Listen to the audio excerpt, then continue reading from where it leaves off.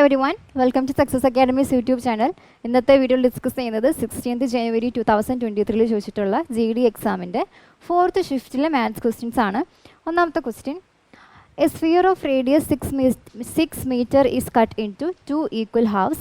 Find the volume of each hemisphere so formed. 6 metre radius ഉള്ള ഒരു sphere cut ചെയ്തിട്ട് 2 hemisphere ആക്കിയേക്കാണ്. അങ്ങനെയാണെങ്കിൽ ഓരോ ഹെമിസ്ഫിയറിൻ്റെ വോളിയം എത്രയെന്നാണ് കാണേണ്ടത്. അപ്പോൾ ഹെമിസ്ഫിയറിൻ്റെ വോളിയം കാണുന്ന ഇക്വേഷൻ എങ്ങനെയാണ്? V = 2/3 πr³. ഒരു സ്ഫിയറിനെ കട്ട് ചെയ്ത് ഹെമിസ്ഫിയർ ആക്കിയെന്ന് എഴുതിയിട്ട് അതിൻ്റെ റേഡിയസിൽ വ്യത്യാസം വരില്ല. അപ്പോൾ റേഡിയസ് എത്ര തന്നെയായിരിക്കും? 6 ആയിരിക്കും. അപ്പോൾ 2/3 × 22/7 × 6 × 6 × 6. 3 വെച്ച് കട്ട് ചെയ്തു. 6 × 6 36, 36 × 2 72, 72 × 2 144, 144 × 2 എന്ന് പറയുന്നത് 288 × 11 / 7 വരും. 288 × 11 എത്ര വരും? 3168 / 7. 31ൽ 4 തവണ 4 വെച്ച് തുടങ്ങുന്ന ആൻസർ ആകെ ഒന്ന് മാത്രമേ ഉള്ളൂ. നമുക്ക് ബാക്കി ചെയ്യേണ്ട ആവശ്യമുണ്ടോ? ഇല്ല. ഓപ്ഷൻ നമ്പർ ഏതായിരിക്കും ആൻസർ? ഓപ്ഷൻ 3 ആയിരിക്കും ഈ ക്വസ്റ്റിൻ്റെ ആൻസർ. അടുത്ത question, Manoj invested ₹57,695 which is 11% of his annual income in mutual fund. What is his monthly income? Manoj അദ്ദേഹത്തിൻ്റെ ആനുവൽ ഇൻകത്തിൻ്റെ 11% ആയിട്ടുള്ള എത്ര രൂപ? 57,695 രൂപ മ്യൂച്വൽ ഫണ്ടിലേക്ക് ഇൻവെസ്റ്റ് ചെയ്യാണ്. അങ്ങനെ നമുക്ക് എന്താ കാണേണ്ടത്? മന്ത്ലി ഇൻകം ആണ് കാണേണ്ടത്. അപ്പോൾ ആനുവൽ ഇൻകത്തിൻ്റെ 11% 87,695 രൂപ. അങ്ങനെയാണെങ്കിൽ നമുക്ക് അതിൽ നിന്ന് ആനുവൽ ഇൻകം, അതായത് 100% കാണാമല്ലോ. 11% ആണ് 57,695 രൂപ. അപ്പോൾ 1% is equal to 5,245 വരും. അപ്പോൾ monthly annual income 100% is equal to 52,45,00. ഇനി നമുക്ക് എന്താ കാണേണ്ടത്? മന്ത്ലി ഇൻകം ആണ് 12 മാസത്തേക്ക്. അതായത് ആനുവൽ ഇൻകം ആണ് എത്ര? 5,24,500 രൂപ. അപ്പോൾ മന്ത്ലി ഇൻകം എത്ര വരും? ഇതേ ഡിവൈഡഡ് ബൈ 12. 12ൽ എത്ര തവണയുണ്ട്? 4 തവണ. 4 വെച്ചിട്ടുള്ള ആൻസർ ഒന്ന് മാത്രമേ ഉള്ളൂ. അപ്പോൾ ഏതായിരിക്കും ഓപ്ഷൻ നമ്പർ 4 ആണ് ഈ ക്വസ്റ്റിൻ്റെ ആൻസർ. ഓക്കെ ആണല്ലോ. അടുത്തത്, 2 cars start taking laps of a circular track of 3.6 kilometers at the same time of 12 p.m. They start from the same point and they are moving in the same direction. Their speeds are 72 km/h and 90 km/h respectively. At what time will the car meet again? 2 car 3.6 kilometre നീളമുള്ള അല്ലെങ്കിൽ അത്രയും circumference വരുന്ന ഒരു circular ട്രാക്കിലൂടെ move ചെയ്യാണ്. രണ്ടുപേരും ഒരേ പോയിന്റിൽ നിന്ന് ഒരേ സമയത്ത്. എത്ര മണിക്ക്? 12 മണിക്കാണ് സ്റ്റാർട്ട് ചെയ്യുന്നത്. രണ്ടുപേരുടെയും സ്പീഡ് വന്നിട്ടുണ്ട് 72 km/h, 90 km/h. ഇവരെങ്ങനെയാണ് മൂവ് ചെയ്യുന്നത്? ഒരേ ദിശയിലേക്കാണ് മൂവ് ചെയ്യുന്നത്. അങ്ങനെയാണെങ്കിൽ ഇവർ എത്ര സമയം കഴിഞ്ഞിട്ടായിരിക്കും വീണ്ടും കണ്ടുമുട്ടുക? അതെങ്ങനെ കാണാം? ടൈമാണ് കാണേണ്ടത്. അപ്പോൾ ടൈമിൻ്റെ ഇക്വേഷൻ എന്താണ്? Time is equal to distance travelled by speed. എന്ത് സ്പീഡ്? Relative speed. ഇവർ ഒരേ ദിശയിലേക്ക് പോകുന്നതുകൊണ്ട് റിലേറ്റീവ് സ്പീഡ് എങ്ങനെ വരും?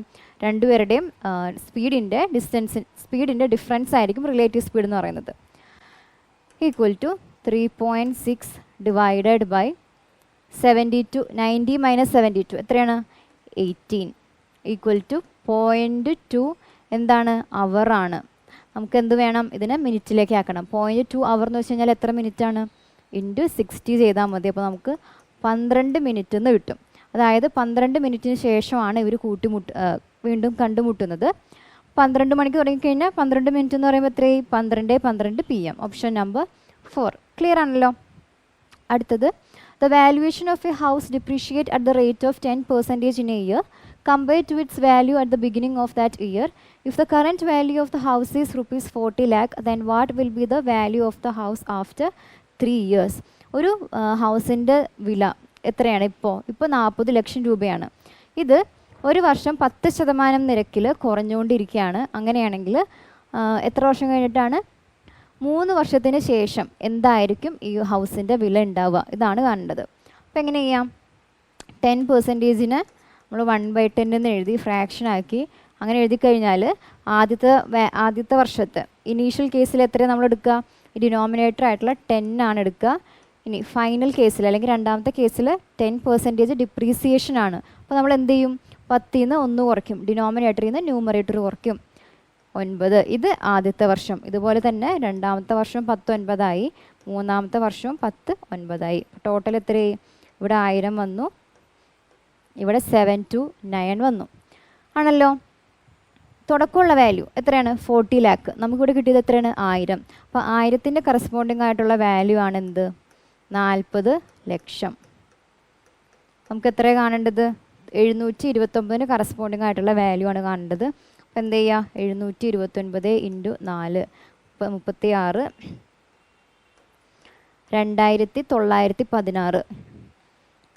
2916 30. ഏതാണ് ഓപ്ഷൻ? Option number 4. അടുത്ത ദിവസത്തിലേക്ക് പോവാം.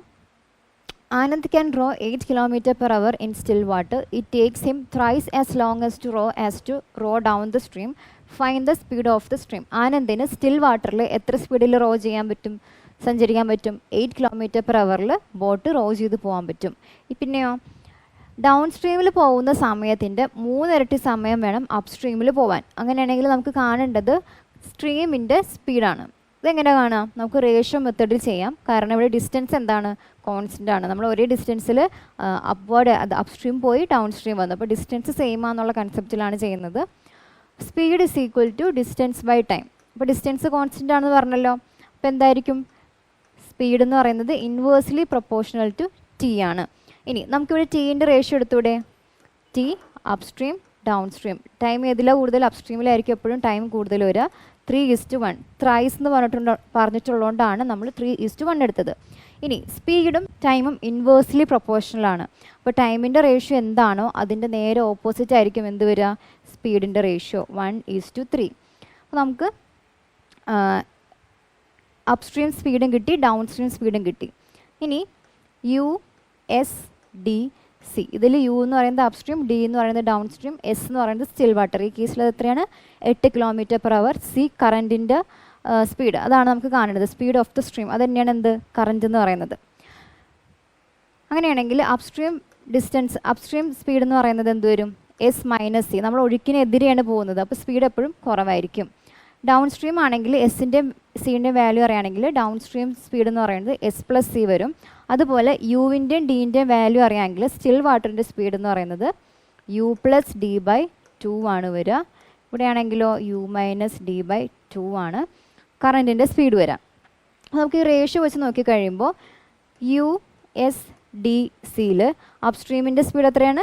1 യൂണിറ്റ്, ഡൗൺ സ്ട്രീം 3 യൂണിറ്റ്. അങ്ങനെയാണെങ്കിൽ സ്റ്റിൽ വാട്ടറിൻ്റെ എത്ര വന്നു?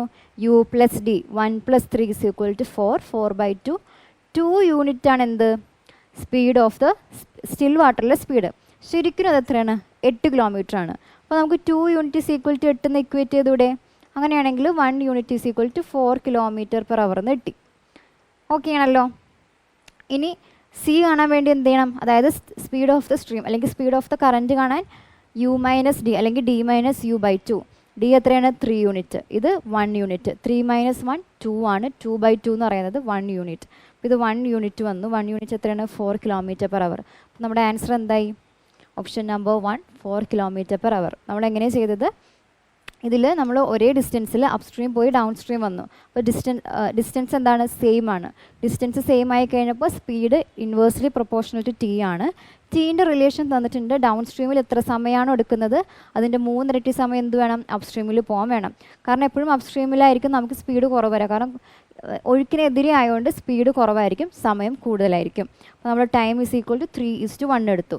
സ്പീഡും ടൈമും ഇൻവേഴ്സ്ലി പ്രൊപ്പോർഷണൽ ആയതുകൊണ്ട് സ്പീഡ് എന്ത് വന്നു? 1:3 വന്നു. ഇനി USDC നമ്മളിങ്ങനെ എഴുതി. ഓരോ ടേമും നമുക്ക് മനസ്സിലായി. അപ്പോൾ നമുക്ക് ഈ ഓരോ യൂണിറ്റും കൊടുത്തു. 1 യൂണിറ്റ്, 3 യൂണിറ്റ്. അപ്പോൾ S എത്ര വന്നു? U+D/2. അപ്പോൾ നമുക്ക് 2 യൂണിറ്റ് എന്ന് കിട്ടി.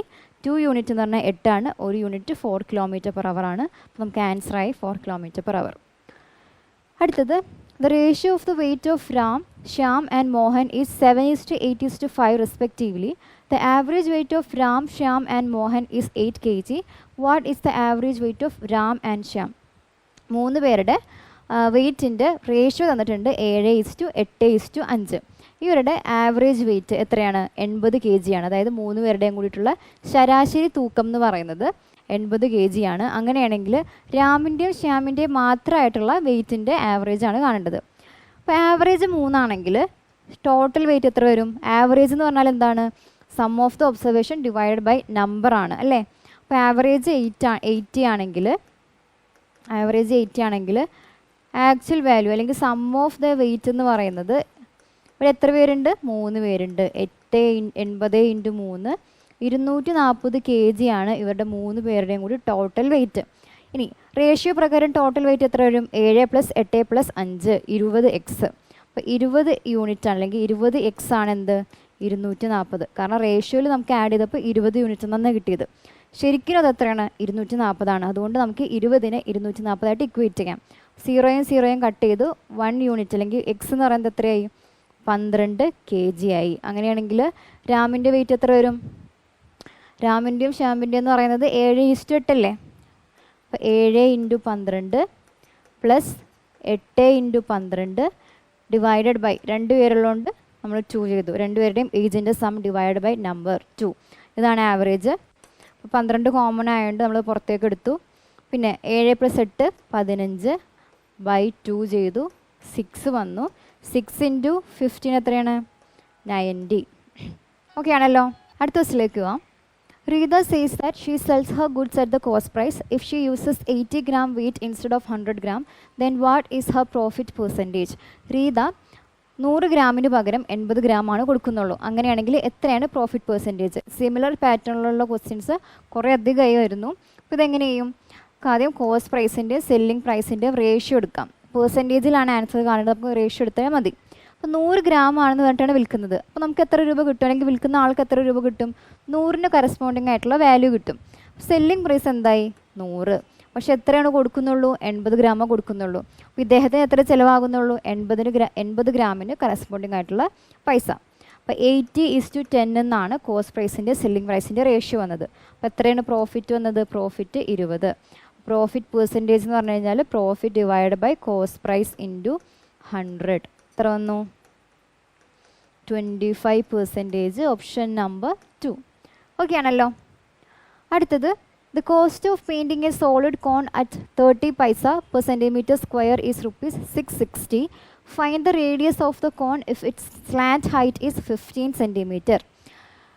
ഒരു കോൺ ഉണ്ട്, അതിൻ്റെ ടോട്ടൽ സർഫസ് ഏരിയ പെയിൻറ്റ് ചെയ്യാൻ വേണ്ടിയിട്ട് വരുന്ന തുക 660 രൂപയാണ്. 1 സെൻറ്റിമീറ്റർ സ്ക്വയറിൽ എത്ര രൂപയാകും? 30 പൈസയാണ്. സ്ലാൻഡ് ഹൈറ്റ് 15 ആണെന്ന് തന്നിട്ടുണ്ട്. അങ്ങനെയാണെങ്കിൽ നമുക്ക് കാണേണ്ടത് റേഡിയസ് ആണ്. ഓക്കെ അല്ലേ? അപ്പോൾ ഒരു കോണിൻ്റെ പെയിൻറ്റ് അടിക്കാൻ വേണ്ടിയിട്ടുള്ള ടോട്ടൽ കോസ്റ്റ് നമ്മൾ എങ്ങനെ കാണുക? അതിൻ്റെ ടോട്ടൽ സർഫസ് ഏരിയ കാണുക ഇൻറ്റു പെർ സെൻറ്റിമീറ്റർ സ്ക്വയറിൽ എത്ര രൂപയാകുമെന്ന് കാണാം. അപ്പോൾ ആ പ്രൊഡക്റ്റ് ആയിരിക്കുമല്ലോ ടോട്ടൽ കോസ്റ്റ് എന്ന് പറയുന്നത്. അപ്പോൾ ഈ കേസിൽ എങ്ങനെ വരും? ടോട്ടൽ സർഫസ് ഏരിയ ഇൻറ്റു 30 പൈസയാണ് 1 സെൻറ്റിമീറ്റർ സ്ക്വയറിന്. 30 പൈസേനെ രൂപയിലേക്കാക്കാൻ വേണ്ടി എന്ത് ചെയ്യുക? ബൈ 100 ചെയ്യുക. ഈക്വൽ ടു ടോട്ടൽ തുകയായിട്ടുള്ള 660. 0 കട്ട് ചെയ്തു. 3 വെച്ചിട്ട് കട്ട് ചെയ്തപ്പോൾ 22 വന്നു. അപ്പോൾ ടോട്ടൽ സർഫസ് ഏരിയ എത്രയായി? 22.00 2200 രൂപയായി. 200 സെൻറ്റിമീറ്റർ സ്ക്വയർ ആണ് എന്ത്? Total surface area. ഇനി കോണിൻ്റെ ടോട്ടൽ സർഫസ് ഏരിയ കാണാനുള്ള ഇക്വേഷൻ എന്താണ്? Pi R into R plus L ആണ്. എൽ എത്രയാണ്? 15 ആണ്. 15 ഈക്വൽ ടു 2200. കട്ട് ചെയ്തു. 100 വന്നു. അപ്പോൾ R square plus 15r equal to 700. R square plus 15r minus 700 equal to 0. ഒന്നില്ലെങ്കിൽ നമുക്ക് ക്വാഡ്രാറ്റിക് ഇക്വേഷൻ സോൾവ് ചെയ്യുന്ന പോലെ ചെയ്യാം, അല്ലെങ്കിൽ നമുക്ക് ഓപ്ഷൻ ഇട്ട് കൊടുക്കാം. അപ്പോൾ 20 ഇട്ട് കൊടുക്കുകയാണെങ്കിൽ എത്ര വരും? 400 പ്ലസ് 15 ഇൻറ്റു 20. 15 ഇൻറ്റു 2 30 ആണ്. അപ്പോൾ 300 വന്നു. മൈനസ് 700. എത്രയാണ് ആൻസർ? ഇവിടെ 700 ആയി. 700 മൈനസ് 700 എന്ന് പറയുന്നത് 0 വന്നു. ഇക്വേഷൻ സാറ്റിസ്ഫൈ ചെയ്തു. അപ്പോൾ ഏതാണ് ഓപ്ഷൻ? ഓപ്ഷൻ നമ്പർ 4 ആണ് ഈ ക്വസ്റ്റിൻ്റെ ആൻസർ. ഓക്കെ ആണല്ലോ. അടുത്തത് Suman and Arun together can finish a piece of work in 96 days. Arun and Rahul in 48 days and Rahul and Suman in 80 days. then Rahul, Suman and Arjun jointly can finish the same work in approximately how many days? ഇതേപോലത്തെ questions നമ്മൾ കുറേ ചെയ്തിട്ടുള്ളതാണ്. സുമനും അരുണും കൂടിയിട്ട് work ചെയ്യുകയാണെങ്കിൽ എത്ര ദിവസം വേണം? 96 ദിവസം വേണം. അതുപോലെ അരുണും രാഹുലും ആണെങ്കിൽ 48 ദിവസം, രാഹുലും സുമനും ആണെങ്കിൽ 80 ദിവസം. ഇവർ 3 പേരും കൂടി വർക്ക് ചെയ്ത് കഴിഞ്ഞാൽ എത്ര ദിവസം വേണ്ടി വരും? അപ്പോൾ എല്ലാവരുടെയും ഡേയ്സ് എഴുതാം. സുമൻ പ്ലസ് അരുൺ 96 ആണ്. അരുൺ പ്ലസ് രാഹുൽ 48 ദിവസം, രാഹുൽ പ്ലസ് സുമൻ എത്രയാണ്? 80 ദിവസം. ഇനി എന്താ ചെയ്യേണ്ടത്? ഇത് മൂന്നിൻ്റെയും LCM എടുക്കുക. എങ്ങനെ LCM എടുക്കും? 96, 48, 80. നമുക്ക് ഇതിൽ 4 പുറത്തേക്ക് എടുക്കുകയാണെങ്കിൽ 24, 12, 20. എഗെയിൻ 4 പുറത്തേക്ക് എടുത്തു, 6, 3, 5. ഇനി 3 എടുക്കാൻ പറ്റുന്നത് 2, 1, 5. എത്ര വന്നു? 5 × 2 10 ആണ്. 12 × 4 എന്ന് പറയുന്നത് 16 × 3 48, 48 × 10 480. അപ്പോൾ 480 ആണ് ടോട്ടൽ വർക്കായിട്ട് വരുന്നത്. അപ്പോൾ ഓരോരുത്തരുടെ എഫിഷ്യൻസി എത്ര വരും? 96 × 5 ആണ് 480, 48 × 10 80 × 6. ഇവരുടെ എല്ലാവരുടെയും എന്തായി? എഫിഷ്യൻസി ആയി. അപ്പോൾ ഇത് മൂന്നും ആഡ് ചെയ്യുകയാണെങ്കിൽ S plus A plus A plus R plus R plus S എത്ര വരും? 5 plus 10 plus 6 എത്രയാണത്? 21. S plus A plus A plus R plus R plus S എത്രയാണ്? 21. നോക്കിക്കേ, 2 S ഉണ്ട്, 2 R ഉണ്ട്, 2 A ഉണ്ട്. അപ്പോൾ നമുക്ക് 2 പുറത്തേക്ക് എടുത്തു കഴിഞ്ഞാൽ എന്തായി? 2S plus A plus R equal to 21. എസ്സും എയും ആറിൻ്റെയും എഫിഷ്യൻസി 21/2 എന്ന് വന്നു ഇല്ലേ? ഇനി നമുക്ക് നമ്പർ ഓഫ് ഡേയ്സ് കാണാൻ വേണ്ടി എന്ത് ചെയ്യണം? Total work divide by total efficiency. 480 divide by 21. ഈ ബൈ 2 മുകളിലേക്ക് പോകുമ്പോൾ 480 × 2 എന്ന് വരും. 3 വെച്ചിട്ട് കട്ട് ചെയ്ത് കഴിഞ്ഞാൽ 7. ഇവിടെ 16, 160 വരും. അപ്പോൾ എത്രയാണ് ആൻസർ? 320/7.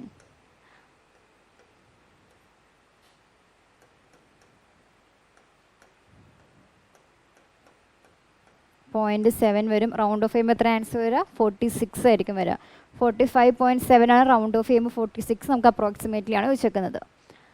അടുത്തത്, if 9 persons can do a job in 18 days, then 18 persons with twice the efficiency can do the same job in how many days? 9 പേർക്ക് 18 ദിവസം കൊണ്ട് ഒരു വർക്ക് തീർക്കാൻ പറ്റും. സെയിം വർക്ക് ഇതിൻ്റെ ഇരട്ടി എഫിഷ്യൻസി ഉള്ള ആൾക്കാരാണ് ചെയ്യുന്നതെങ്കിൽ 18 പേർക്ക് എത്ര ദിവസം കൊണ്ട് ഈ വർക്ക് ചെയ്ത് തീർക്കാൻ പറ്റും?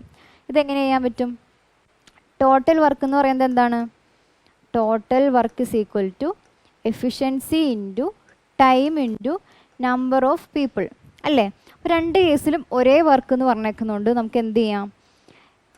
Efficiency η1 into T1 into N1 equal to η2 T2 into N2. ആദ്യത്തെ കേസിൽ എഫിഷ്യൻസി നമുക്ക് 1 ആയിട്ട് എടുക്കുകയാണെങ്കിൽ ടൈം എത്രയാണ്? 18 ദിവസം, 9 പേര്.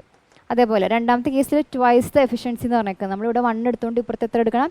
2 എടുക്കണം. എത്ര പേരുണ്ട്? 18 പേരുണ്ട്. നമ്പർ ഓഫ് ഡേയ്സ് ആണ് കാണേണ്ടത്. 18 കട്ട് ചെയ്തു. ഓക്കെ, അപ്പോൾ ഈറ്റ എന്ന് പറയുന്നത് എന്ത് വന്നു? 9/2. 9/2 എന്ന് തന്നെ ഇട്ടാൽ മതി. Option number 1.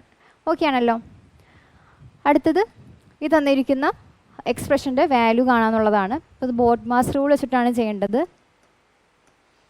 ബോട്ട് മാസ് അതിൽ B stands for bracket, O for of, D for division, M for multiplication, A for addition and S for subtraction. അപ്പോൾ നമ്മൾ ആദ്യം എന്ത് ചെയ്യണം? ഈ ബ്രാക്കറ്റ് എടുക്കണം. ബ്രാക്കറ്റിൽ 60/5 ഇൻറ്റു ബ്രാക്കറ്റിൽ ആരൊക്കെയാണ്? 9/8 ഓഫ് എന്ന് പറഞ്ഞു കഴിഞ്ഞാൽ എന്താണ്? ഓഫ് എന്ന് വെച്ച് കഴിഞ്ഞാൽ മൾട്ടിപ്ലൈ ചെയ്യാന്നാണ് മീൻ ചെയ്യുന്നത്. അപ്പോൾ 9/8 ഓഫ് 4/3. ഇനി 4/3 ഡിവൈഡ് ബൈ 3/4 ആദ്യം ചെയ്യരുത്. ആദ്യം ആർക്കാണ് പ്രയോറിറ്റി കൂടുതൽ? ഡിവിഷനേക്കാളും പ്രയോറിറ്റി കൂടുതൽ ഓഫിനാണ്. അപ്പോൾ നമ്മൾ ആദ്യം ഇത് ചെയ്യുക. ഇത് ചെയ്യുമ്പോൾ നമുക്ക് എത്ര വരും? 3 × 2 6, 4 × 3 12 വരും. അപ്പോൾ ഇത് കട്ട് ചെയ്യാനുള്ളതുകൊണ്ട് പ്രത്യേകിച്ച് എഴുതുന്നില്ല. അപ്പോൾ ഡിവൈഡ് ചെയ്യുമ്പോൾ എന്താണ്? ഇതിൻ്റെ റെസിപ്രോക്കിൽ വരും. അപ്പോൾ ഈ 4ഉം 3ഉം മുകളിലേക്ക് പോകും, 3ഉം 2ഉം താഴേക്ക് വരും. Into 4 × 3 divided by 3 × 2. ഈ 3യും കട്ട് ചെയ്തു, ഈ 3യും 9 വെച്ച് കട്ട് ചെയ്തു. 4 × 2 8 ആണ്, താഴെ ഒരു 8 ഉണ്ട്, ഇത്രയും കട്ട് ചെയ്ത് പോയി. അപ്പോൾ എത്രയാണ് വന്നു? 60/5 എത്രയാണ്? 12 ആണ്. ബ്രാക്കറ്റിൻ്റെ അകത്ത് ആകെ 3 മാത്രം റിമൈനിങ് ഉള്ളൂ. അപ്പോൾ 12 × 3 36. Option number 4. അടുത്തത്, regularly a shop offers a 12% discount on the marked price. During festive season it offers a successive discount of 10% and the owner still earns a profit of 5%. What would have been the profit in percentage if only 4% successive discount is offered with regular discount? എന്താണ്? കുറച്ച് lengthy ആയിട്ടുള്ള question ആണ്. സാധാരണയായിട്ട് ആ ഷോപ്പിലെ ആൾ 12% discount എങ്ങനെയാണെങ്കിലും കൊടുക്കും. അതുകൂടാതെ festive season ആകുമ്പോൾ എന്താണ്, ഒരു 10% ഡിസ്കൗണ്ട് എക്സ്ട്രാ കൊടുക്കും. എന്നിട്ടും ഇദ്ദേഹത്തിന് എത്ര ലാഭമുണ്ട്? 5% ലാഭമുണ്ട്. ഇനി ഈ എക്സ്ട്രാ 10 കൊടുക്കുന്നതിന് പകരം 4 കൊടുത്തതെങ്കിൽ, ഓൾറെഡി ഉള്ള 12 ഉണ്ട്, അതിൻ്റെ കൂടെ 10 കൊടുക്കുന്നില്ല, പകരം എത്ര കൊടുക്കുന്നുള്ളൂ? 4 കൊടുക്കുന്നുള്ളൂ. അങ്ങനെയാണെങ്കിൽ പ്രോഫിറ്റ് പെർസെൻറ്റേജ് ആണ് നമുക്ക് കാണേണ്ടത്. അപ്പോൾ ഈ ക്വസ്റ്റ്യനിൽ നമുക്ക് കോസ്റ്റ് പ്രൈസിന് 100 ആയിട്ട് എടുക്കാം. ഇനി മാർക്ക്ഡ് പ്രൈസിന് 100 ആയിട്ട് എടുത്താലും കുഴപ്പമില്ല, ആൻസർ കിട്ടും. കോസ്റ്റ് പ്രൈസ് 100 ആയി. ഓക്കെ, സെല്ലിംഗ് പ്രൈസ് എത്ര വരും? 5% പ്രോഫിറ്റ് ലഭിച്ചു. അപ്പോൾ 5% പ്രോഫിറ്റ് ലഭിക്കണമെങ്കിൽ സെല്ലിംഗ് പ്രൈസ് എത്രയാണ്? 100% + 5 105 രൂപയാണ് എന്ത് സെല്ലിംഗ് പ്രൈസ് വരിക. ഇനി ഡിസ്കൗണ്ട് 12%-ൻ്റെയും 10%-ൻ്റെയും 2 ഡിസ്കൗണ്ട് ഉണ്ട്. അപ്പോൾ നമുക്ക് മാർക്ക്ഡ് പ്രൈസ് എങ്ങനെ എടുക്കാൻ പറ്റും? Marked price = 105 × 100 divided by 100 - 12. 100 - 12 എത്രയാണ്? 88 × 100 ഡിവൈഡഡ് ബൈ 100 - 10 90. ഇതായിരിക്കും മാർക്ക്ഡ് പ്രൈസ്. ഇതെങ്ങനെയാണ് വരുന്നത്? ഇതിപ്പോൾ മാർക്ക്ഡ് പ്രൈസിൻ്റെയും സെല്ലിംഗ് പ്രൈസിൻ്റെയും റേഷ്യോ എടുക്കുകയാണെങ്കിൽ മാർക്ക്ഡ് പ്രൈസ് 12 ആക്കി എടുത്തു. 12% മാർക്ക്ഡ് പ്രൈസ് എങ്കിൽ സെല്ലിംഗ് പ്രൈസ് എത്ര വരും? 12% ഡിസ്കൗണ്ട് വരുമ്പോൾ ഡിസ്കൗണ്ട് എന്ന് പറയുന്നത് എന്താണ്? Marked price minus selling price ആണ്. മാർക്ക്ഡ് പ്രൈസ് 100, സെല്ലിംഗ് പ്രൈസ് നമുക്കറിയില്ല. ഡിസ്കൗണ്ട് 12 ആണെങ്കിൽ സെല്ലിംഗ് പ്രൈസ് എത്ര വരും? സെല്ലിംഗ് പ്രൈസ് ഇപ്പുറത്തേക്ക് വരുമ്പോൾ 100 - 12 88 എന്ന് വരും.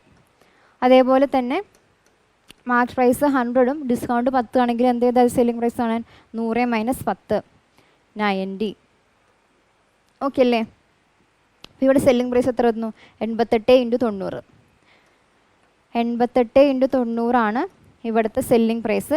88 × 90 കറസ്പോണ്ടിങ് ആയിട്ടുള്ള വാല്യൂ ആണ് നമ്മളിവിടെ കൺസിഡർ ചെയ്തേക്കുന്നത് 105.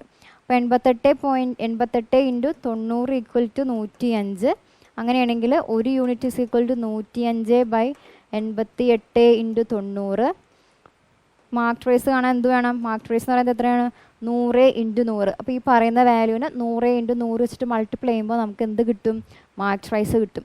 ആ സെയിം സാധനമാണ് നമ്മൾ ഒറ്റയടിക്ക് എഴുതി വെച്ചേക്കുന്നത്. ഓക്കെ ആണല്ലോ? ഓക്കെ, അപ്പോൾ മാർക്ക്ഡ് പ്രൈസ് കിട്ടി. ഇനി രണ്ടാമത്തെ കേസിൽ സെല്ലിംഗ് പ്രൈസ് അതെന്താണ്? നമുക്ക് മാർക്ക്ഡ് പ്രൈസായി. ഈ മാർക്ക്ഡ് പ്രൈസിൽ നിന്ന് 12% പ്ലസ് ഒരു 4% ഡിസ്കൗണ്ട് കൊടുക്കുന്നുണ്ട്. അടുത്ത കേസിൽ സെല്ലിംഗ് പ്രൈസ് എന്ന് പറയുന്നത് മാർക്ക്ഡ് പ്രൈസ് ഇൻറ്റു എത്ര വരും? 12% അങ്ങനെ തന്നെ. അപ്പോൾ 88/100 ഇൻറ്റു 96/100. അങ്ങനെ 96 എന്നത് 100 - 4. അപ്പോൾ ആദ്യത്തെ കേസിലെ മാർക്ക്ഡ് പ്രൈസ് എത്രയാണ്? ഈ പറയുന്ന വാല്യൂയുടെ മാർക്ക്ഡ് പ്രൈസ്. അപ്പോൾ നമ്മൾ സബ്സ്റ്റിറ്റ്യൂട്ട് ചെയ്യുകയാണെങ്കിൽ 105 × 100/88 ഇൻറ്റു 100/90 ഇൻറ്റു 88/100 ഇൻറ്റു 96/100. ഈ 88/100ഉം ഈ 100/88ഉം കട്ട് ചെയ്ത് പോയി. 100ഉം 100ഉം കട്ട് ചെയ്ത് പോയി. ഇനി 5 വെച്ച് കട്ട് ചെയ്താൽ ഇവിടെ 21, ഇവിടെ 18. 6 വെച്ചിട്ട് കട്ട് ചെയ്താൽ 16, 3 എത്ര വന്നു? 7. അപ്പോൾ ബാക്കി എത്രയുണ്ട്? 7 × 16 ആണ് രണ്ടാമത്തെ കേസിലെ സെല്ലിംഗ് പ്രൈസ്. അത് എത്രയാണ്? 7 × 16 112. 112. നമ്മൾ എത്രയാണ് കോസ്റ്റ് പ്രൈസ് ആക്കി എടുത്തേക്കുന്നത്? 100 ആണ് കോസ്റ്റ് പ്രൈസ്, 112 ആണ് സെല്ലിംഗ് പ്രൈസ്. അങ്ങനെയാണെങ്കിൽ എത്രയാണ് ലാഭം വന്നേക്കുന്നത്? 12% അധികം, അതായത് 12% ലാഭം. ഓക്കെ ആണല്ലോ? അടുത്തത് ഫോർത്ത് പ്രൊപ്പോർഷണൽ കാണാനാണ്. സാധാരണ നമുക്ക് സംഖ്യകളാണ് ചോദിക്കാറ്, ഇത്തവണ സംഖ്യകളല്ല, പകരം എന്താണ് ഇങ്ങനെ എസും ടിയും ഒക്കെ വെച്ചിട്ട് തന്നേക്കാണ്. ഫോർത്ത് പ്രൊപ്പോർഷണൽ എങ്ങനെയാണ്? എ ബി സി ഡി 4 സംഖ്യകളാണെങ്കിൽ ഇവർ പ്രൊപ്പോർഷണൽ ആണെങ്കിൽ A by B is equal to C by D. അപ്പോൾ S cube by S square T is equal to S T square divided by fourth proportion അറിയില്ല, അതിന് X എന്ന് കൊടുക്കുകയാണ്. അപ്പോൾ ഇതിൽ എസ് സ്ക്വയർ വെട്ടിക്കഴിഞ്ഞപ്പോൾ ഇവിടെ ബാക്കി എത്രയുണ്ട്? എസ് ക്യൂബിൽ നിന്ന് 2 എസ് പോയി കഴിഞ്ഞാൽ ബാക്കി ഒരു എസ് ഉണ്ട്. ആ എസ്സും കൂടി ഇവിടെ നിന്ന് കട്ട് ചെയ്തു. അപ്പോൾ എത്രയായി? ഫുൾ എസ് പോയി. പിന്നെ ബാക്കി എത്രയുണ്ട്? ഇവിടെ ഒരു ടി ഉണ്ട്, ഇവിടെ ഒരു ടി സ്ക്വയർ ഉണ്ട്. അപ്പോൾ ഫോർത്ത് പ്രൊപ്പോർഷൻ എത്രയായി? T cube. Option number 1. മനസ്സിലായല്ലോ? നമ്മൾ സാധാരണ നമ്പർ വെച്ച് ചെയ്യുന്നത് തന്നെ, നമ്പർ എഴുതിയിട്ട് വെട്ടിക്കളയുന്നു. ഇവിടെ നമ്പറിന് പകരം നമ്മൾ എസും ടി എല്ലാം വെട്ടിക്കളഞ്ഞ് ലാസ്റ്റ് വരുമ്പോൾ നമുക്ക് ടി ക്യൂബ് മാത്രമായിട്ട് വരും. അതാണ് ഇതിൻ്റെ ആൻസർ. അടുത്തത്, on A certain principal the compound interest compounded annually for the second year at 20% per annum is ₹1300. The principal is consider nearest integral value. ഏതോ ഒരു പ്രിൻസിപ്പൽ തന്നിട്ടില്ല, നമുക്ക് ആകെ തന്നിരിക്കുന്ന വാല്യൂ റേറ്റ് തന്നിട്ടുണ്ട്. 2ാമത്തെ വർഷത്തെ മാത്രമായിട്ടുള്ള കോമ്പൗണ്ട് ഇൻട്രസ്റ്റ് ആണ് എത്ര? ₹1300. നമുക്ക് പ്രിൻസിപ്പലാണ് കാണേണ്ടത്. അപ്പോൾ ഇത് നമ്മൾ ട്രീ മെത്തേഡിലാണ് ചെയ്യാൻ പോകുന്നത്. പക്ഷേ ട്രീ മെത്തേഡ് ഇൻ ഡെപ്തിൽ നമുക്ക് പറയാൻ പറ്റില്ല, കാരണം ഇതെന്താണ് ചാപ്റ്റർ വൈസ് ടോപ്പിക് വൈസ് ആയിട്ടുള്ള ക്ലാസ് അല്ല, ക്വസ്റ്റ്യൻ പേപ്പർ ഡിസ്കഷനാണ്. അപ്പോൾ നമുക്ക് ഈ ഒരു ക്വസ്റ്റ്യൻ ചെയ്യാൻ വേണ്ടിയിട്ട് മാത്രമായിട്ടുള്ള കൺസെപ്റ്റ് ആയിരിക്കും പറയുന്നത്. അപ്പോൾ ട്രീ മെത്തേഡ് ചെയ്യണമെങ്കിൽ നമുക്കൊരു പ്രിൻസിപ്പൽ വേണം.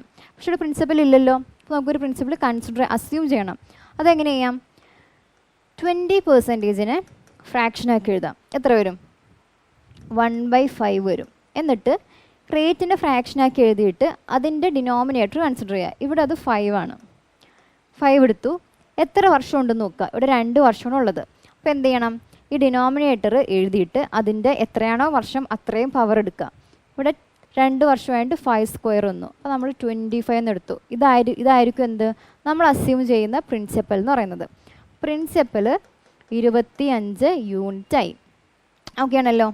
ഈ ട്രീ മെത്തേഡിൽ ചെയ്യുന്നത് നമ്മൾ ആദ്യം പ്രിൻസിപ്പൽ ഏതാണോ അതിൻ്റെ 20%, അതായത് ഇവിടെ റേറ്റ് 20 ആണ്, 20 എന്ന് പറയുന്നത്. പ്രിൻസിപ്പൽ ഏതാണോ അതിൻ്റെ പെർസെൻറ്റേജ് കാണാം. അപ്പോൾ 25ൻ്റെ 20% അത് എത്രയാണ്? 5. ഇനി എത്ര വർഷമുണ്ട്? 2 വർഷമുണ്ട്. അപ്പോൾ 2 വർഷമായിട്ട് നമ്മൾ ഈ 5 താഴേക്കും കൂടി എഴുതാം. ഇനി 3 വർഷം ഉണ്ടായിരുന്നെങ്കിലോ ഒന്നും കൂടി 5 എഴുതണം. 4 എന്നുണ്ടെങ്കിലോ 4 തവണ ഇങ്ങനെ താഴേക്ക് 5 5 5 5 എന്ന് എഴുതണം. നമുക്ക് 2 തവണയേ ഉള്ളൂ, 5 5 എഴുതിയാൽ മതി. ഇനി അടുത്ത സ്റ്റെപ്പിൽ എന്ത് ചെയ്യുക? ഈ 5ൻ്റെ 20% വീണ്ടും എടുക്കാം. അപ്പോൾ 5ൻ്റെ 20% എന്ന് പറയുന്നത് എത്രയാണ്? 1 ആണ്. ഓക്കെ ആണല്ലോ? ഇങ്ങനെയാണ് ട്രീ മെത്തേഡിൽ ചെയ്യുന്നത്. ഇനി ഈ 5 എന്ന് പറയുന്നത് ഫസ്റ്റ് ഇയറിലെ കോമ്പൗണ്ട് ഇൻട്രസ്റ്റ്. സെക്കൻഡ് ലൈനിൽ വരുന്ന 5+1 എന്ന് പറയുന്നത് സെക്കൻഡ് ഇയറിലെ കോമ്പൗണ്ട് ഇൻട്രസ്റ്റ്. സെക്കൻഡ് ഇയറിലെ കോമ്പൗണ്ട് ഇൻട്രസ്റ്റ് എത്രയായി? 5+1 6 ആണ് 2ാമത്തെ വർഷത്തെ മാത്രമുള്ള കോമ്പൗണ്ട് ഇൻട്രസ്റ്റ്. ആക്ച്വലി ഈ 6ൻ്റെ വാല്യൂ എത്രയാണ്? നമുക്ക് തന്നിട്ടുണ്ട് 2ാമത്തെ വർഷത്തെ കോമ്പൗണ്ട് ഇൻട്രസ്റ്റ് ₹1300. അപ്പോൾ 6 യൂണിറ്റിന് കറസ്പോണ്ടിങ് ആയിട്ടുള്ള വാല്യൂ ആണ് 1300. 1 യൂണിറ്റ് എത്രയായി? 1300/6 ആയി. നമുക്ക് കാണുന്നത് പ്രിൻസിപ്പലാണ്. നമ്മൾ എത്ര യൂണിറ്റാണ് എടുത്തേക്കുന്നത് പ്രിൻസിപ്പളിന്? 25 unit. Principal is equal to 1300 × 25/6. ഇത് ചെയ്യുമ്പോൾ എത്ര വരും? 325.00/6 ആണ് വരിക. ഇത് ചെയ്യുമ്പോൾ 32-ൽ 6 എത്ര തവണയുണ്ട്? 5 തവണ. 5 വെച്ച് തുടങ്ങുന്ന ഓപ്ഷൻസ്. ഓക്കെ, 5 വെച്ച് തുടങ്ങുന്ന 3 ഓപ്ഷൻസ് ഉണ്ട്. അപ്പോൾ നമുക്ക് കംപ്ലീറ്റ് ചെയ്യാം.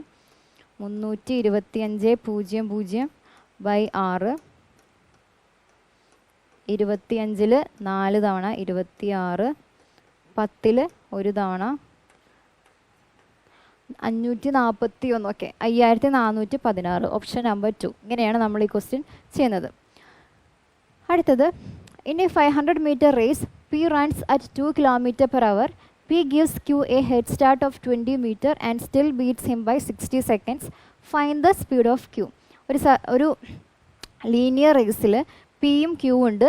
P 2 km/h റൺ ചെയ്യുന്നത്. ക്യൂവിന് P ഒരു 20 meter ഹെഡ് സ്റ്റാർട്ട് കൊടുക്കുന്നുണ്ട്. അതിൻ്റെ മീനിങ് ഇത് ടോട്ടൽ 500 meter. അപ്പോൾ P സ്റ്റാർട്ടിംഗ് പോയിന്റിൽ നിൽക്കുകയാണെങ്കിൽ ക്യൂ എവിടെയായിരിക്കും നിൽക്കുന്നത്? 20 മീറ്ററിന് ശേഷം 20 മീറ്റർ ക്യൂ Pൻ്റെ മുന്നിലായിരിക്കും നിൽക്കുക. P പി ആണ് എന്നിട്ടും തോൽപ്പിക്കുന്നത്, ക്യൂവിനെ തോൽപ്പിക്കുന്നത് 60 സെക്കൻഡിന്. അങ്ങനെയാണെങ്കിൽ നമുക്ക് ക്യൂവിൻ്റെ സ്പീഡാണ് കാണേണ്ടത്. അപ്പോൾ പിൻ്റെ സ്പീഡ് 2 km/h, ടോട്ടൽ ഡിസ്റ്റൻസ് എത്രയാണ്? 500 മീറ്ററും പി കവർ ചെയ്യുന്നുണ്ട് അല്ലേ? അപ്പോൾ പി എടുക്കുന്ന സമയം എത്രയാണ്? Time is equal to distance divided by speed.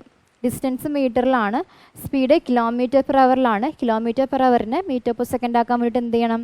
5/18 വെച്ചിട്ട് മൾട്ടിപ്ലൈ ചെയ്യണം. 5/18 ആണ്. 18 എന്ത് ചെയ്യും? മുകളിലേക്ക് പോകുമ്പോൾ 500 × 18 എന്ന് വരും. കട്ട് ചെയ്തു. എത്രയായി? 900 സെക്കൻഡ്സ് ആണ് ആരെടുക്കുന്നത്? പി എടുക്കുന്നത്. ഇനി ക്യൂവിനെ പറ്റി പറഞ്ഞേക്കുന്നത് എന്താ?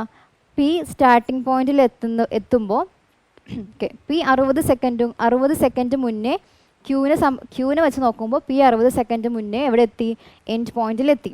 അങ്ങനെയാണെങ്കിൽ ക്യൂ എടുക്കുന്ന സമയം എത്രയായിരിക്കും?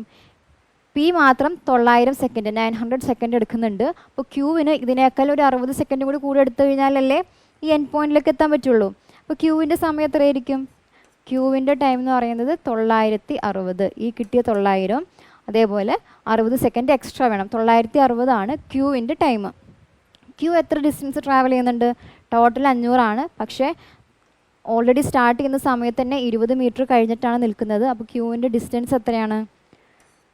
ഡിസ്റ്റൻസ് ഇസ് ഈക്വൽ ടു 500 - 20 480 ആണ് ക്യൂവിൻ്റെ ഡിസ്റ്റൻസ്. 480 മീറ്ററും 960 സെക്കൻഡും. അപ്പോൾ സ്പീഡ് കാണാമല്ലോ. Speed is equal to distance എത്രയാണ്? 480 മീറ്റർ ഡിവൈഡഡ് ബൈ 960 സെക്കൻഡ്. 12 വെച്ചിട്ട് കട്ട് ചെയ്യുമ്പോൾ 4/8, അതായത് 1/2 എന്ന് വന്നു. 1/2 എന്തിലാണ്? m/s. ഓപ്ഷൻസ് നോക്കിക്കേ, എല്ലാം km/h. അപ്പോൾ നമുക്കിതിനെ km/hലാക്കിയിട്ട് കൺവേർട്ട് ചെയ്യണം. അപ്പോൾ നമ്മൾ km/hനെ m/s ആക്കാൻ വേണ്ടിയിട്ട് 5/18 വെച്ചിട്ട് മൾട്ടിപ്ലൈ ചെയ്തു. ഇനി നമ്മൾ എന്ത് ചെയ്യാൻ പോവാണ്? m/s km/hലേക്ക് ആക്കാൻ പോവാണ്. അതിനെന്ത് വേണം? ഇൻറ്റു 18/5. കട്ട് ചെയ്തു. 9/5 എന്ന് വന്നു. 9/5 is equal to 1.8 km/h. Okay ആണല്ലോ. ഓപ്ഷൻ നമ്പർ 3 മനസ്സിലായെന്ന് വിചാരിക്കുകയാണ്. അടുത്ത question. The average weight of 10 persons increases by 7.9 kg when a new person replaces one of them weighing 20 kg. What is the weight of the new person? Already ഒരു 10 പേരുള്ള ഗ്രൂപ്പിൽ ഒരാൾ പോയിട്ട് വേറെ ആൾ വന്നു കഴിഞ്ഞ സമയത്ത് എന്ത് പറ്റി? അവരുടെ ആവറേജ് എത്ര വെച്ച് കൂടി? 7.9 kg വെച്ചിട്ട് കൂടി. പോയ ആളുടെ വെയിറ്റ് വന്നിട്ടുണ്ട് 20 kg. അങ്ങനെയാണെങ്കിൽ ഇയാളെ റീപ്ലേസ് ചെയ്ത് വന്നേക്കുന്ന ആളുടെ വെയിറ്റ് ആണ് കാണേണ്ടത്. ഇതെങ്ങനെയാണ് ചെയ്യുന്നത്? സിമിലർ ആയിട്ടുള്ള ക്വസ്റ്റ്യൻസ് നമ്മൾ ചെയ്തിട്ടുള്ളതാണ്. അപ്പോൾ ആവറേജിൽ എന്തെങ്കിലും ഒരു മാറ്റം വന്നു. ഇപ്പോൾ ഈ കേസിൽ എന്ത് പറ്റി? 7.9 kg കൂടി. ആവറേജിൽ അത്രയും കൂടി എന്ന് പറഞ്ഞു കഴിഞ്ഞാൽ ഓരോ ഒബ്സർവേഷനിലും 7.9 വെച്ചിട്ട് കൂടിയെന്നാണ് മീനിങ്. ഇനി 7.9 കുറഞ്ഞു എന്നാണെങ്കിലോ ഓരോ ഒബ്സർവേഷനിലും 7.9 വെച്ചിട്ട് കുറയും. ഇവിടെ എത്ര പേരുണ്ട്? 10 പേരുണ്ട്. ഒരാൾ പോയിട്ട് മറ്റൊരാൾ വരുന്നുണ്ട്. അപ്പോൾ നമ്പർ എത്ര തന്നെയാണ്? 10 തന്നെയാണ്. അപ്പോൾ 10 പേരിൽ എത്ര വെച്ച് കൂടി? 7.9 വെച്ച് കൂടി. അപ്പോൾ ടോട്ടൽ 79 kg കൂടി. 20 kg ഉള്ള ആൾ പോയിട്ട് അടുത്ത ആൾ വന്നു കഴിഞ്ഞപ്പോൾ ആവറേജിൽ ഇൻക്രീസാണ് സംഭവിച്ചത്.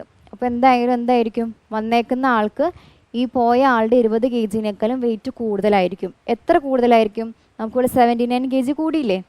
അത്രയും കൂടുതലായിരിക്കും. അപ്പോൾ 20 + 79 = 99 kg ആണ് പുതുതായി വന്നേക്കുന്ന ആളുടെ വെയിറ്റ്. Option number 4. അടുത്ത ക്വസ്റ്റിലേക്ക് പോവാം. A batsman scored 96 runs which included 2 boundaries and 6 sixes. What percentage of his total score did he make by running between the wickets?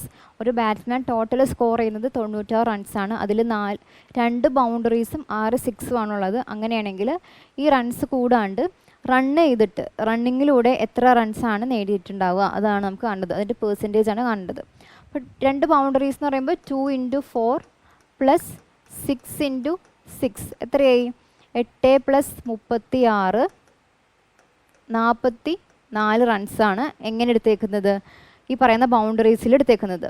ബാക്കി എത്രയുണ്ട്? 96 മൈനസ് 44 ഈക്വൽ ടു 52 റൺസാണ് റണ്ണിങ്ങിലൂടെ കിട്ടിയേക്കുന്നത്. അത് എത്ര പെർസെൻറ്റേജ് ആണെന്നാണ് എന്ത് ചെയ്യണം? 96-ൽ 52 ഇൻറ്റു 100. 4 വെച്ചിട്ട് കട്ട് ചെയ്ത് കഴിഞ്ഞാൽ 24 13. 4 വെച്ചിട്ട് കട്ട് ചെയ്താൽ 6 25. 13 ഇൻറ്റു 25 എന്ന് പറയുമ്പോൾ എത്രയാണ്? 25 ഇൻറ്റു 10 250 ആണ്. അപ്പം 13-ൽ 10, അതിന് ബാക്കി എത്രയുണ്ട്? 3 ഉണ്ട്. 3 ഇൻറ്റു 25 75. അപ്പം എത്രയായി? 325. 325/6 എത്ര വന്നു? 5 പോയിൻറ്റ് സംതിങ്. ഓക്കെ, 25-ൽ 4 തവണ 24 10 54.16%. Option number 2. അടുത്തത് തേർഡ് പ്രൊപ്പോർഷൻ്റെ ക്വസ്റ്റ്യൻ ആണ്. നമ്പേഴ്സ് എല്ലാം പകരം എക്സും വൈയും വച്ചിട്ടുള്ള 2 ടേംസ് വന്നേക്കുന്നത്. എങ്ങനെ തേർഡ് പ്രൊപ്പോർഷൻ കാണാം? എ ബി സി ആണെങ്കിൽ ഇതിൽ സി ആണ് നമ്മൾ തേർഡ് പ്രൊപ്പോർഷൻ എന്ന് പറയുന്നത്. അപ്പോൾ A/B equal to B/C. 5x² divided by 3xy equal to 3xy divided by C അല്ലേ? അപ്പോൾ ഈ എക്സും ഇതിലൊരു എക്സും കട്ട് ചെയ്യിപ്പോയി, താഴെയുള്ള എക്സും ഈ എക്സും പോയി. അപ്പോൾ എത്ര വന്നു? 5/3y equal to 3y/c. അങ്ങനെയെങ്കിൽ സീൻ്റെ value 9y² divided by 5. Option number 2. Okay അല്ലേ? സാധാരണ ക്വസ്റ്റ്യൻ തന്നെ. ഇപ്പോൾ ഈ ഷിഫ്റ്റിലെ 2 ക്വസ്റ്റ്യൻ എങ്ങനെയായിരുന്നു? പ്രൊപ്പോർഷണാലിറ്റി ക്വസ്റ്റ്യൻസിൽ നമ്പേഴ്സ് അല്ല തന്നത്, പകരം ടേംസ് ആണ്. എക്സ് വൈ അല്ലെങ്കിൽ അവിടെയാണെങ്കിൽ എസും ടിയും അങ്ങനെയൊക്കെയാണ് തന്നത്. അടുത്ത ക്വസ്റ്റിലേക്ക് പോവാം. A shopkeeper sells oil at rupees 200 per litre, which he purchased for rupees 160 per litre, but he gives only 800 ml of oil instead of 1 litre while selling it. Find the actual percentage of profit. 160 രൂപയ്ക്ക് മേടിക്കുന്ന സാധനം എത്ര രൂപയ്ക്കാണ് വിൽക്കുന്നത്? 200 രൂപയ്ക്കാണ് വിൽക്കുന്നത്. അപ്പോൾ cost price എന്താണ്? 160ഉം selling price 200ഉം.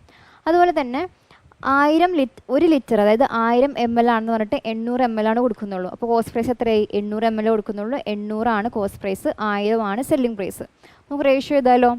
Cost price selling price 160 200 800 1000. സീറോയും LHSും RHSും കട്ട് ചെയ്യാം. ഈ സീറോയും ഈ 1000-ൽ 2 സീറോയും കട്ട് ചെയ്തു. 16-ലെ സീറോയും 200-ലെ സീറോയും കട്ട് ചെയ്തു. 4 വെച്ചിട്ട് കട്ട് ചെയ്യുമ്പോൾ 4 5. ഓക്കെ, അപ്പോൾ എത്ര വന്നു? 32ഉം 50ഉം. ഓക്കെ, ഇതിന് നമുക്ക് ഒന്നുകൂടി കട്ട് ചെയ്യാം. 16ഉം 25. ഓക്കെ, 16:25 ആണ് കോസ്റ്റ് പ്രൈസിൻ്റെയും സെല്ലിംഗ് പ്രൈസിൻ്റെയും റേഷ്യോ. അപ്പോൾ എന്താണ് ഇവിടെ? പ്രോഫിറ്റ് ആണ്. എത്ര? 9 യൂണിറ്റ്. അപ്പോൾ profit percentage is equal to profit divided by cost price into 100. 4 വെച്ചിട്ട് കട്ട് ചെയ്യുമ്പോൾ 25 4 9 ഇൻറ്റു 25 225 ആണ്. 225/4 എന്ന് പറയുന്നത്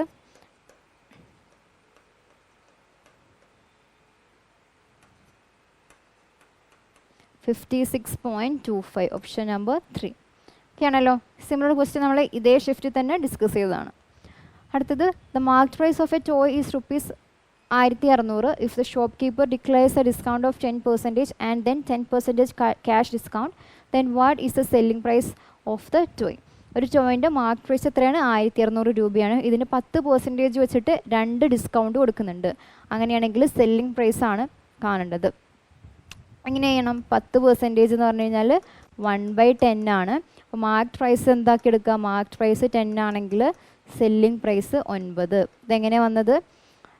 discount is equal to marked price minus selling price divide by marked price ആണ്. അതാണ് 1/10. അപ്പോൾ നമ്മൾ ഡിനോമിനേറ്റർ ഉള്ളത് MP ഈക്വൽ ടു 10 എന്ന് എടുത്തു. അപ്പോൾ 10 മൈനസ് SP ആണ് എന്ത്? 1. അപ്പോൾ SP എത്രയായി? 9 ആയി. അപ്പോൾ ആദ്യത്തെ കേസിൽ 10 9, രണ്ടാമത്തതും 10% തന്നെ അല്ലേ? 10 9 100 81. 100 രൂപയ്ക്ക് കറസ്പോണ്ടിങ് ആയിട്ടുള്ളത്, അതായത് ആക്ച്വൽ മാർക്ക്ഡ് പ്രൈസ് എത്രയാണ്? 1600. അപ്പോൾ 100 is equal to 1600. 1 unit is equal to 16. നമുക്ക് കാണേണ്ടത് സെല്ലിംഗ് പ്രൈസ് ആണ്. സെല്ലിംഗ് പ്രൈസ് എത്രയാണ്? 81 യൂണിറ്റ് ആണ്. 16 ഇൻറ്റു 81 ഇൻറ്റു 16 6 48 1296 രൂപയാണ് ഈ പറയുന്ന ടോയിൻ്റെ സെല്ലിംഗ് പ്രൈസ്. ഓക്കെ ആണല്ലോ? അപ്പോൾ ഇത്രയായിരുന്നു ഈ ഷിഫ്റ്റിലെ ക്വസ്റ്റ്യൻസ്. എല്ലാവർക്കും മനസ്സിലായെന്ന് വിചാരിക്കുകയാണ്. Thank you.